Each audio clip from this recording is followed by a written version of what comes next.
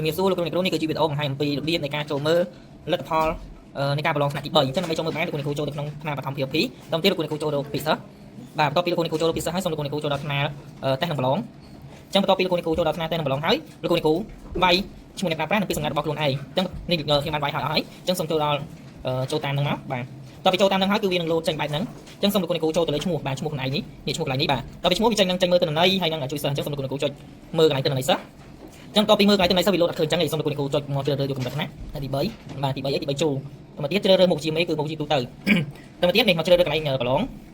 សូមយកប្រចាំខែមីនាអញ្ចឹងពាក់ព័ន្ធហ្នឹងវាយើងមើលតែប៉ុណ្្នឹងទៅបានហើយបាទជ្រើសរើសតែប៉ុណ្្នឹងមកទៅទៀតលោកគ្រូចុះមកជ្រើសរើសបាទការបរិច្ឆេទអញ្ចឹងនេះគឺមានការប្រឡងថ្ងៃទី1ថ្ងៃ14 15 16 17អញ្ចឹងជាប្រឡងថ្ងៃ14នេះចុចថ្ងៃ14បើប្រឡង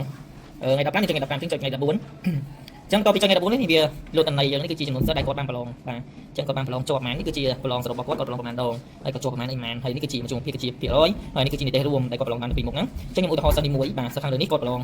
ពីមុខគាត់ទាំងពីរបាន 85% អញ្ចឹងគាត់ចុះនិទេស B បាទចំណិតបាន B ខ្មែរបាន B នេះគឺជាវិញ្ញាបនបត្ររបស់គាត់ចំណែកវិញ្ញាបនបត្រនេះគឺគេចាញ់ឲ្យជាមុខតាមមុខវិជ្ជាចាំខែមីនានិង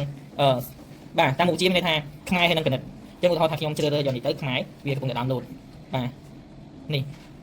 មានប៉ុណ្ណឹងហើយយើងចុចយក save មក save វាទៅយកទៅវាមកបាទនេះអញ្ចឹងវីដេអូនេះមានតែប៉ុណ្ណឹងសម្រាប់ការបង្ហាញនៅទិន្នន័យសិស្សដែលគាត់បានប្រឡងអញ្ចឹងវីដេអូក្រោយខ្ញុំនឹងបង្ហាញពីទិន្នន័យសិស្សឧទាហរណ៍ថាឈ្មោះសំអឿនជូលីហ្នឹងតើគាត់ប្រឡងមុខជាខ្មែរហ្នឹងគាត់ប្រឡងខ្មែរហ្នឹងបានជាប់ហ្នឹងប្រហែលភាគរយហើយគាត់ធ្វើត្រូវសំណួរណាខ្លះនិងសំណួរខុសណាខ្លះខ្ញុំនឹងវីដេអូក្រោយខ្ញុំនឹងបង្ហាញអរគុណច្រើន